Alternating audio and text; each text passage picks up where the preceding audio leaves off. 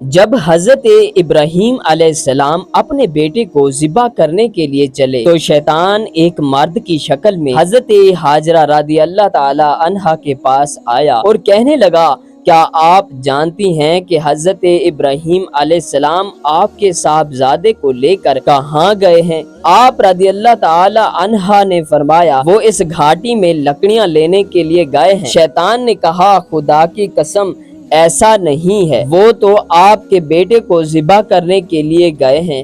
حضرت ہاجرہ رضی اللہ تعالی عنہا نے فرمایا، ہرگز ایسا نہیں ہو سکتا، کیونکہ وہ تو اپنے بیٹے پر بہت شفقت کرتے ہیں اور اس سے بڑا پیار کرتے ہیں۔ شیطان نے کہا، ان کا گمان یہ ہے کہ انہیں اللہ پاک نے اس بات کا حکم دیا ہے۔ حضرت ہاجرہ رضی اللہ تعالی عنہا نے فرمایا، اگر انہیں اللہ پاک نے حکم دیا ہے تو پھر اس سے اچھی اور کیا بات ہو سکتی ہے کہ وہ اپنے رب کے حکم پر عمل کریں۔ یہاں سے نامراد ہو کر شیطان حضرت اسماعیل علیہ السلام کے پاس پہنچا۔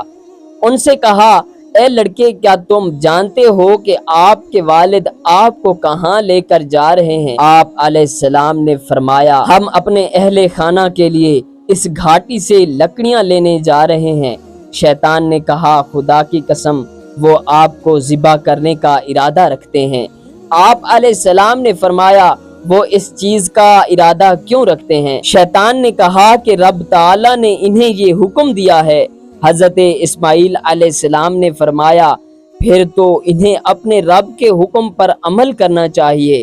جب شیطان نے یہاں سے بھی منہ کی کھائی تو وہ حضرت ابراہیم علیہ السلام کے پاس پہنچا اور کہنے لگا، اے شیخ، آپ کہاں جا رہے ہیں؟ حضرت ابراہیم علیہ السلام نے فرمایا، اس گھاٹی میں اپنے کسی کام سے جا رہا ہوں۔ شیطان نے کہا، اللہ کی قسم میں سمجھتا ہوں کہ شیطان آپ کے خواب میں آیا اور اس نے آپ کو اپنا بیٹا ذبح کرنے کا حکم دیا ہے۔ اس کی بات سن کر حضرت ابراہیم علیہ السلام نے اسے پہچان لیا اور فرمایا، اے دشمن خدا، مجھ سے دور ہٹ جا، خدا کی قسم میں اپنے رب کے حکم کو ضرور پورا کروں گا۔ یہاں سے بھی شیطان ناکام و نامراد ہی لوٹا۔ جب حضرت ابراہیم علیہ السلام نے اپنے بیٹے کو ذبح کرنے کا ارادہ فرمایا تو ان کے بیٹے نے عرض کی، اے والد محترم، اگر آپ نے مجھے ذبح کرنے کا ارادہ کر ہی لیا ہے تو پہلے مجھے رسیوں کے ساتھ مضبوطی سے باندھ لیں تاکہ میں تڑپ نہ سکوں، اور اپنے کپڑے بھی سمیٹ لیں تاکہ میرے خون کے چھینٹے آپ پر نہ پڑیں اور میرا اجر کم نہ ہو، کیونکہ موت بہت سخت ہوتی ہے، اور اپنی چھری کو اچھی طرح تیز کر لیں تاکہ وہ مجھ پر آسانی سے چل جائے۔ جب آپ مجھے ذبح کرنے کے لیے لٹائیں تو پہلو کے بل لٹانے کے بجائے پیشانی کے بل لٹائیں، کیونکہ مجھے اس بات کا ڈر ہے کہ جب آپ کی نظریں میرے چہرے پر پڑیں گی تو اس وقت آپ کے دل میں رکعت پیدا ہوگی، اور وہ رکعت اللہ پاک کے حکم پر عمل اور آپ کے درمیان حائل ہو سکتی ہے، اور اگر آپ مناسب سمجھیں تو میری قمیض میری ماں کو دے دیں تاکہ انہیں تسلی ہو اور انہیں مجھ پر صبر آ جائے۔ حضرت ابراہیم علیہ السلام نے فرمایا، اے میرے بیٹے، تم حکم الہی پر عمل کرنے میں میرے کتنے اچھے مددگار ثابت ہو رہے ہو۔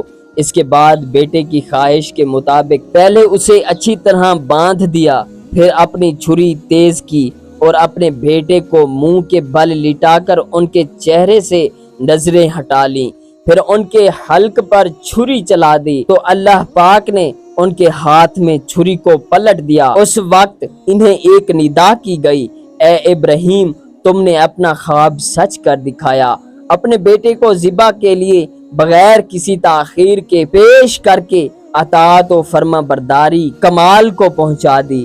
بس اب اتنا کافی ہے، یہ دمبا تمہارے بیٹے کی طرف سے فدیہ ہے، اسے ذبح کر دو۔ آپ اس امتحان میں کامیاب ہو گئے۔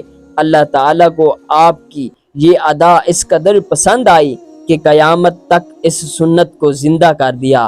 کروڑوں مسلمان ہر سال اس ذبح عظیم کی یاد تازہ کرتے ہیں اور قیامت تک یہ سلسلہ جاری و ساری رہے گا۔